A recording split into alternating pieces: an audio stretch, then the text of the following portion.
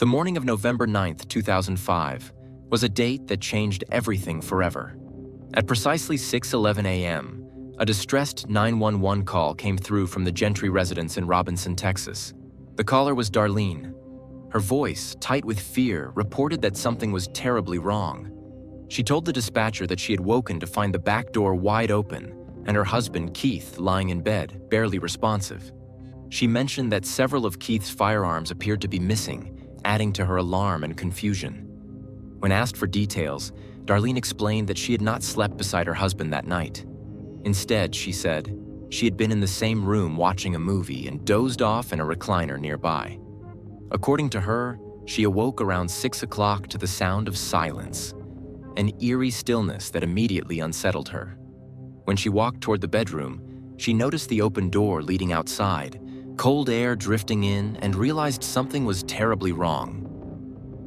Dear viewers, thank you for choosing our video and our channel.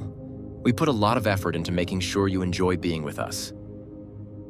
Darlene Doskasile was born on November 2nd, 1974, in the heart of Central Texas, the middle child of 3 daughters in a family that valued kindness, faith, and hard work. Although she never officially competed in beauty pageants, Darlene earned the affectionate nickname Texas Beauty Queen. It wasn't just about her looks. It was the combination of personality and presence. Darlene joined the Flag Corps, volunteered to help organize school dances, and was often the first to raise her hand when someone needed a helping one. She was voted prom queen her senior year, an honor that didn't surprise anyone. When she graduated from Yo High School in Cameron in 1993, she had her whole future ahead of her, and she wasn't afraid to dream big. She enrolled at Texas State Technical College in Waco, determined to build a career in the healthcare field. Initially, she focused on dental studies, training as a dental assistant. It was during those college years that Darlene's life took an unexpected turn, one that would change everything. She met Keith Gentry. Keith had been born just 2 months earlier than Darlene, on September 2nd, 1974, in Waco, Texas. He grew up in the nearby town of Robinson, where values like family loyalty and community support ran deep. Keith was the son of Weeman and Glenda Gentry, and he had 2 sisters who adored him. He was known for being easygoing but dependable, the kind of young man everyone trusted. After high school, Keith also enrolled at Texas State Technical College, studying drafting and welding. When Darlene and Keith met, the spark was immediate. Their connection wasn't loud or rushed. It was something natural, the kind of relationship that felt meant to be.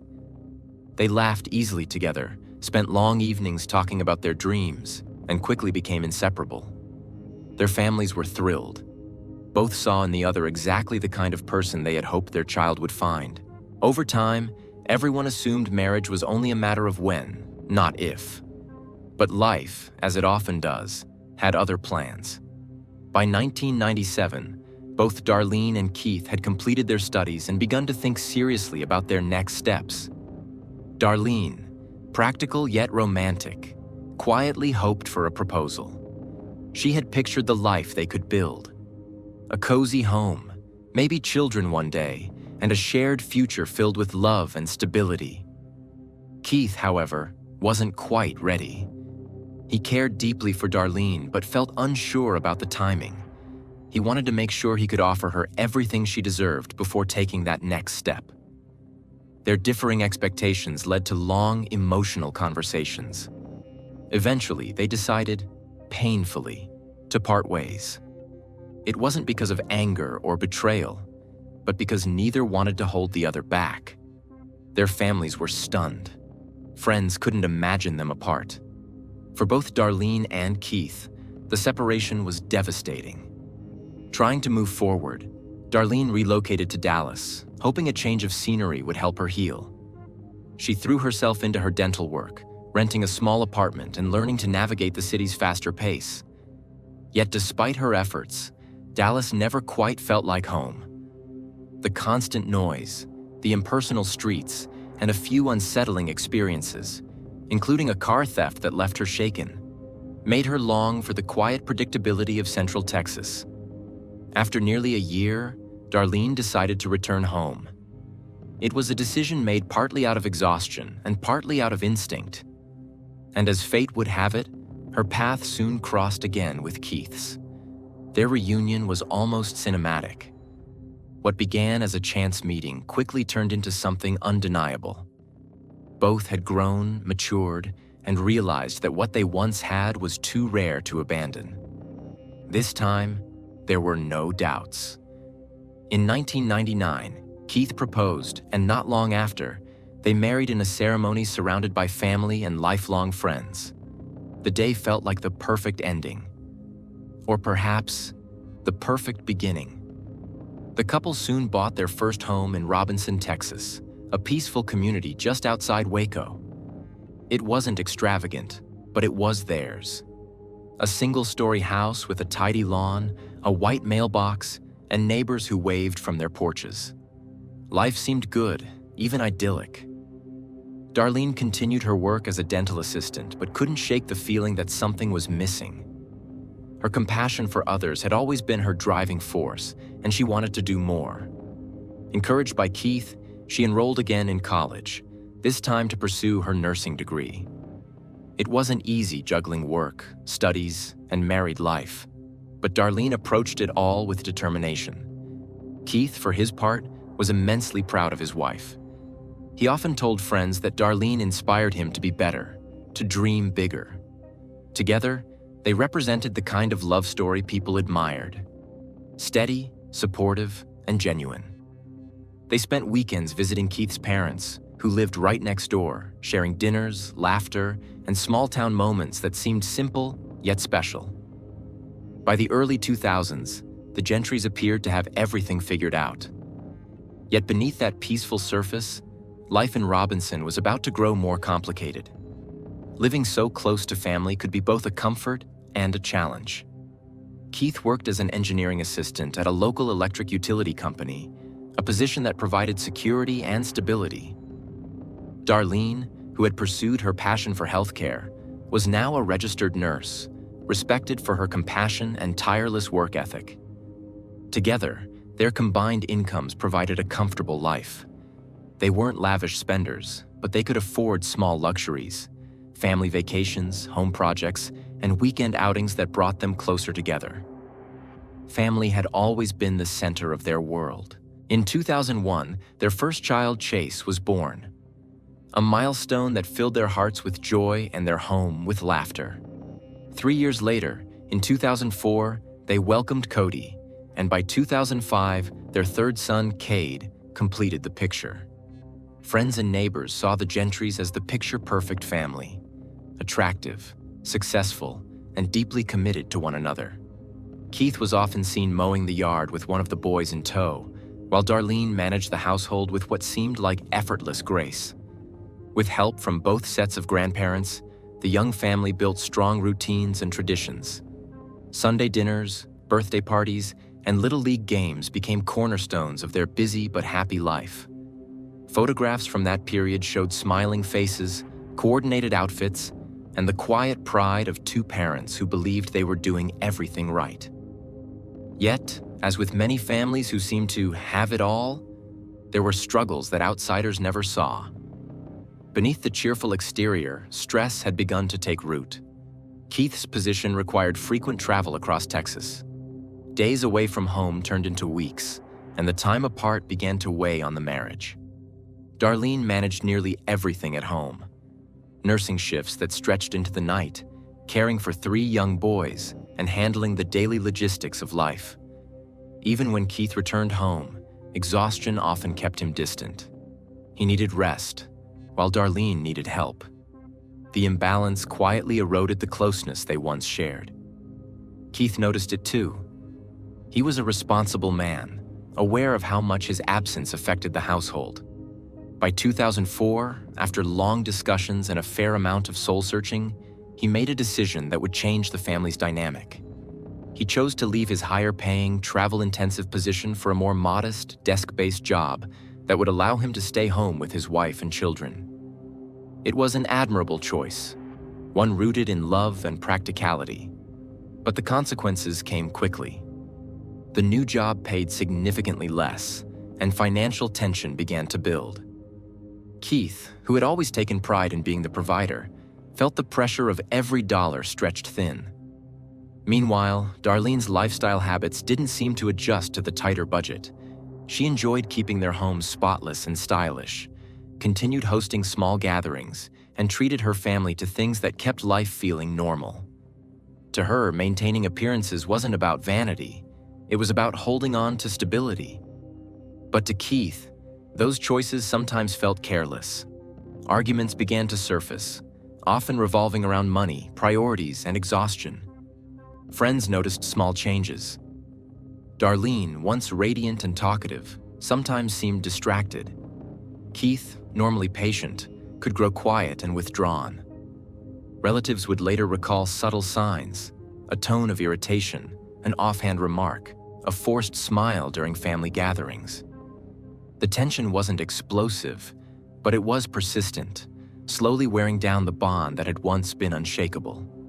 Still, neither Keith nor Darlene ever spoke of separation.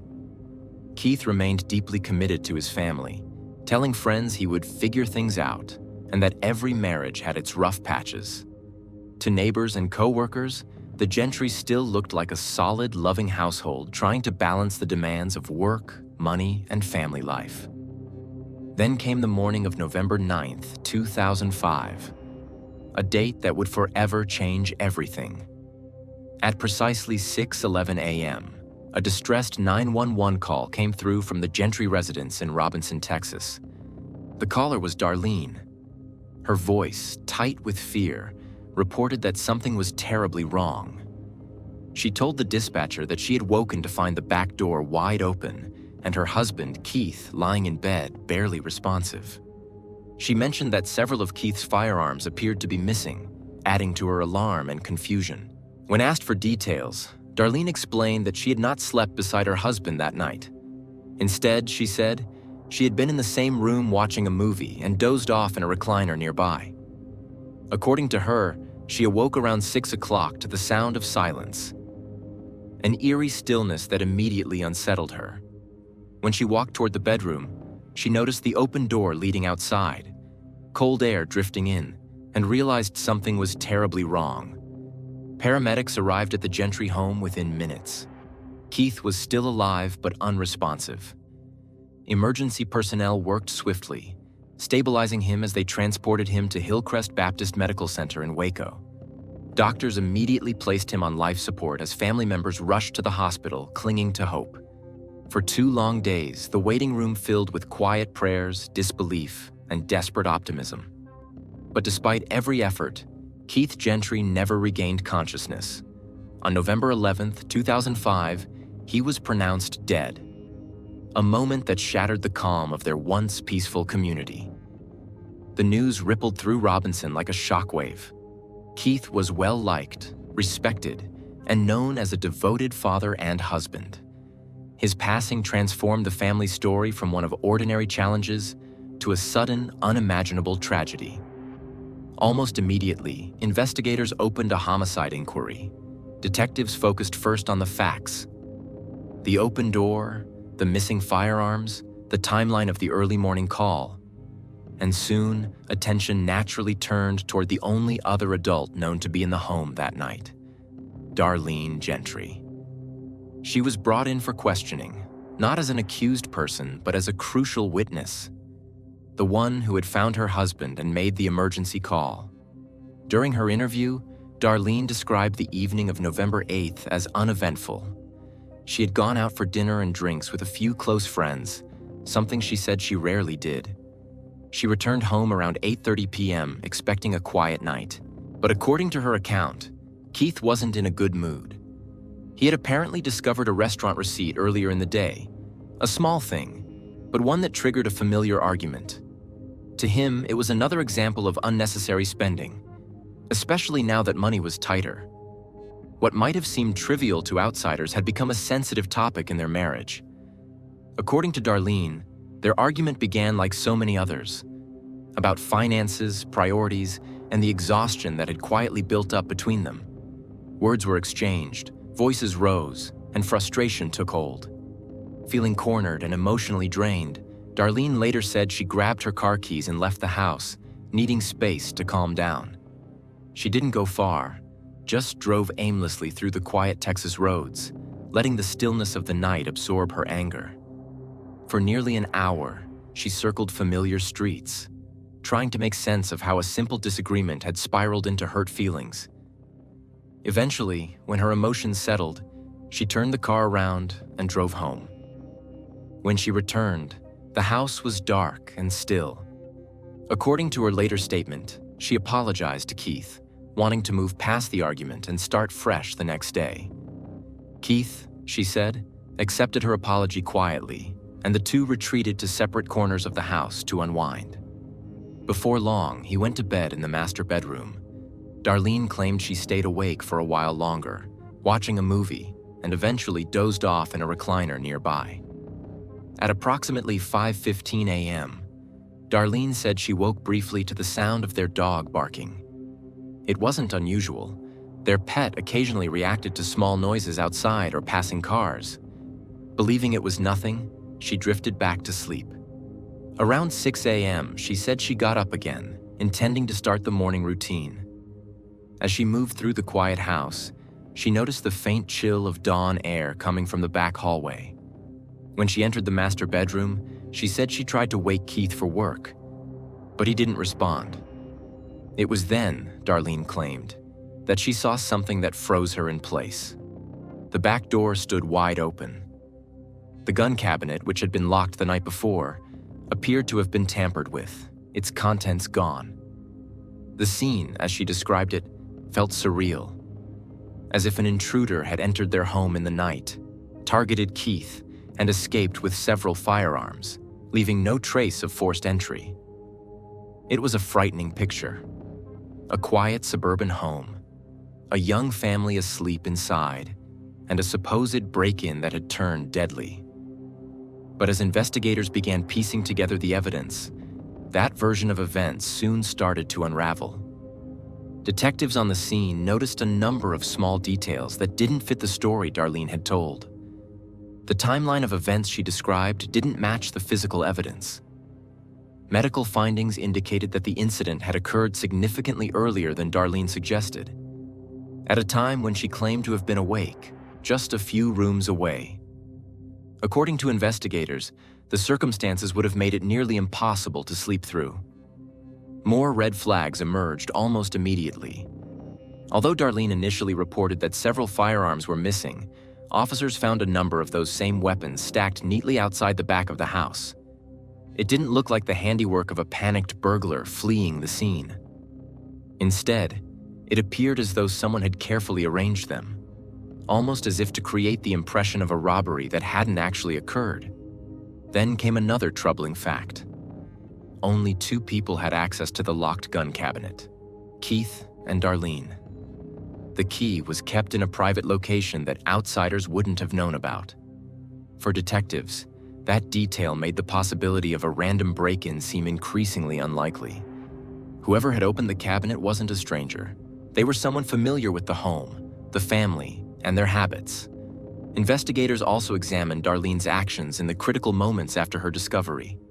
She was a registered nurse, trained to recognize medical distress, capable of performing CPR, and equipped to respond in an emergency. Yet when paramedics arrived, they noted that she hadn't performed any first aid. She hadn't even attempted to guide them to her husband or meet them outside. Instead, she remained in the house, calm but distant, as emergency responders rushed in to take control of the scene. And then, there was the 911 call itself. When investigators replayed the recording, they found it striking. Rather than the raw panic or confusion typical of someone calling about a life-threatening emergency, Darlene's voice was clear, measured, and deliberate. She gave a surprisingly detailed timeline, noting what time she'd gone to bed, when she woke up, and the order of her observations. Some detectives found her composure unusual. Others saw it as an attempt to control the narrative from the very beginning. Later that same morning, Darlene voluntarily came to the police station for a formal interview. Initially, she was cooperative, answering background questions about her marriage, family, and the events of the night before. But as the questions became more specific, especially regarding the timeline and the location of the firearms, her tone shifted. She hesitated, grew quiet, and eventually asked for an attorney. The moment she invoked her Fifth Amendment right, the interview came to an abrupt end. Despite her sudden silence, Darlene maintained her innocence. She insisted she had done nothing wrong and repeatedly stated that she loved her husband. She told friends and family that Keith had been her best friend, her partner, and the father of her children, and that the idea of anyone suspecting her was both insulting and devastating. When detectives revisited her statements, they found a recurring theme. Darlene admitted that the couple had been under stress, but she described their challenges as ordinary, the kind any family might face. Yes, money had been tight. Yes, they sometimes argued. But she claimed that their disagreements never crossed the line into anything serious or dangerous. Still, the inconsistencies in her story continued to raise questions. Evidence at the scene suggested something deeply personal, an act carried out not by an intruder, but by someone who knew exactly how the home operated, where valuables were kept, and when everyone would be asleep. As detectives dug deeper, new questions surfaced.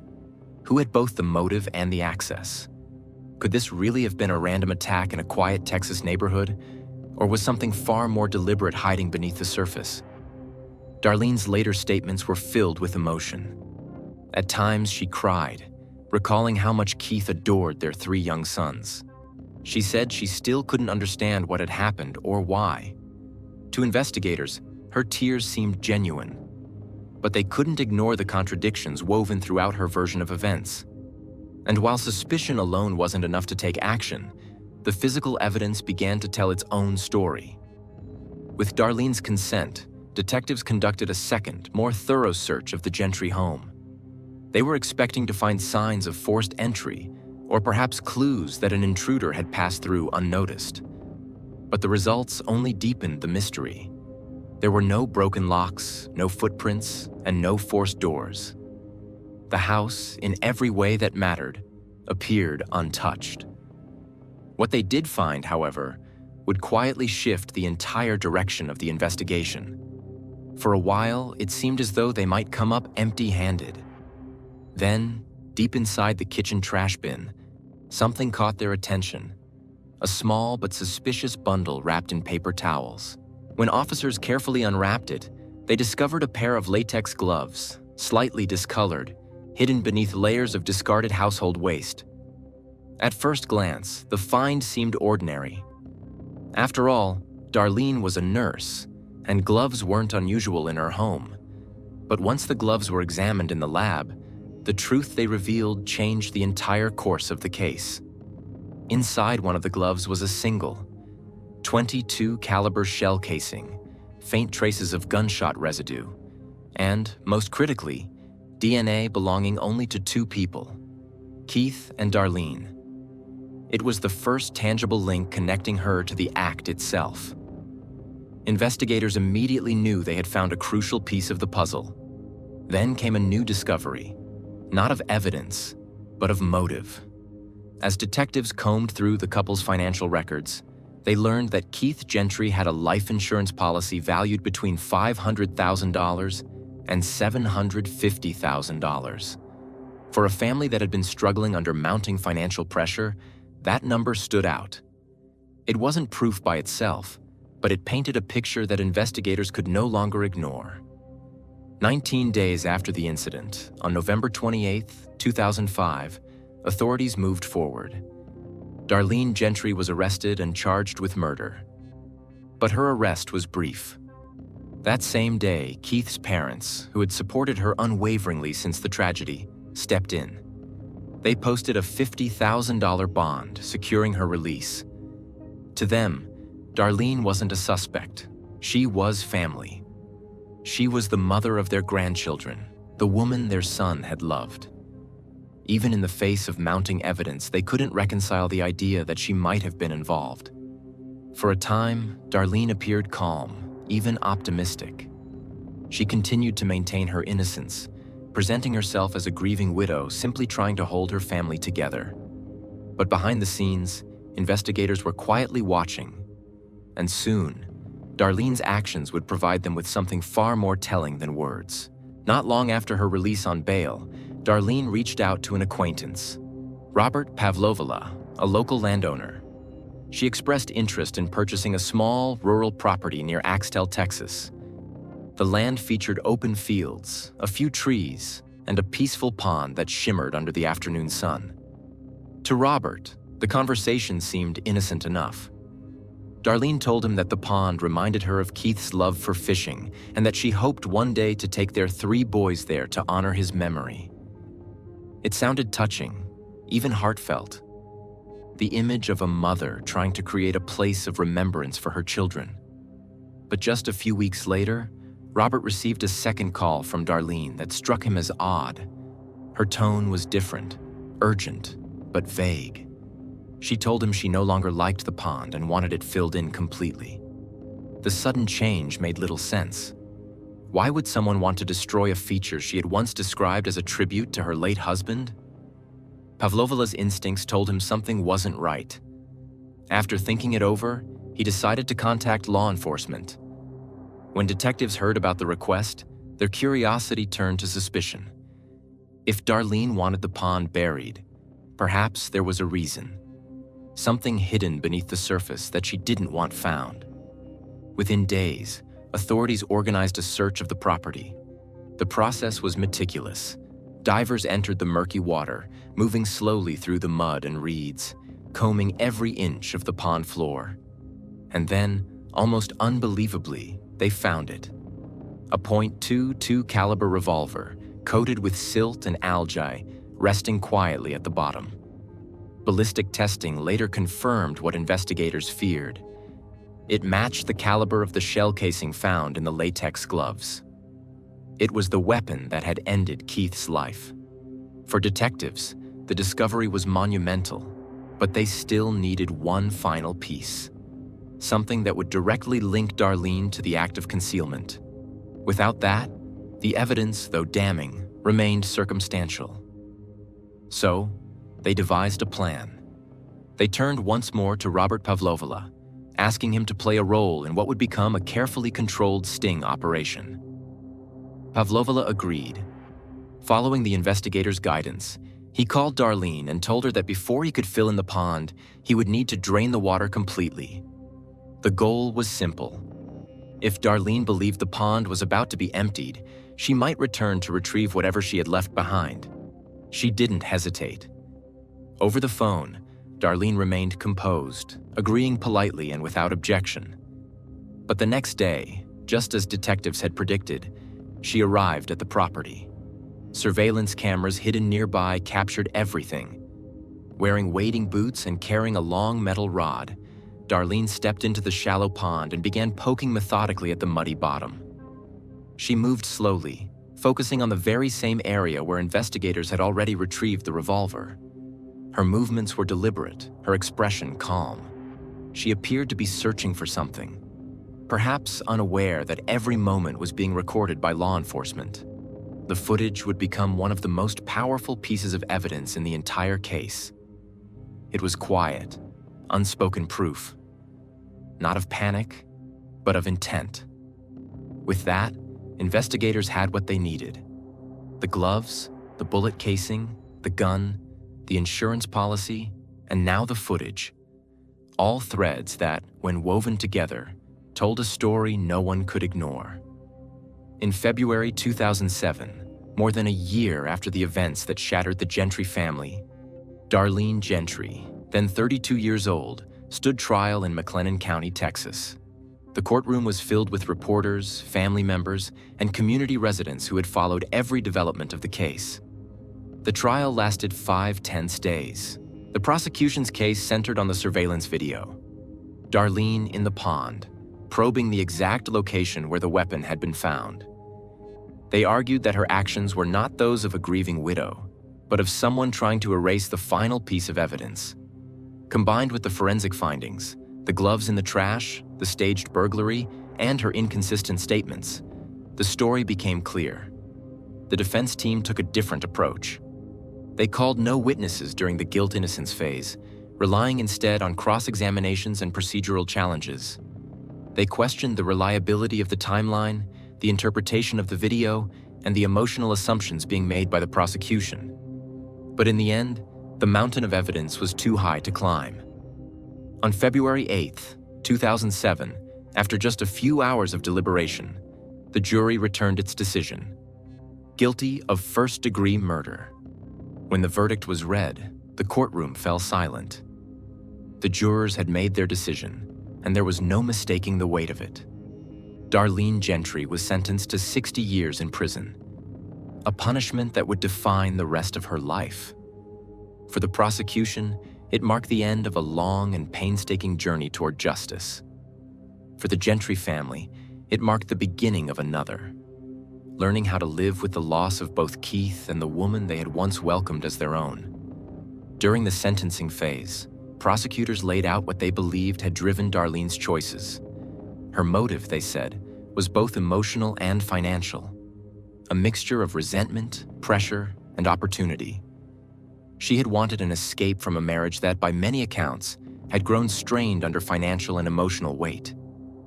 And beyond that, she saw in Keith's life insurance policy the promise of stability and freedom. To the state, it was a cold calculation, the tragic end of a man's life reduced to numbers on a page. In their final address to the jury, prosecutors reminded everyone that appearances can be deceiving. When the sentence was handed down, Darlene showed little visible reaction. She remained composed, her expression unreadable. Friends who once defended her sat in quiet disbelief. Even members of Keith's family, still reeling from the layers of betrayal, struggled to reconcile the verdict with the woman they had once trusted so completely. Today, Darlene Gentry is serving her sentence at the Dr. Lane Murray Unit in Gatesville, Texas, a facility that houses female offenders from across the state. There, her life follows a routine far removed from the world she once knew. Days measured by schedules, regulations, and quiet reflection. Over the years, she has continued to maintain her innocence, repeating that she loved Keith and would never harm him. In November 2017, she sought to challenge her conviction, filing a motion for a new trial. But the Texas Court of Criminal Appeals denied the request, leaving her original sentence firmly in place.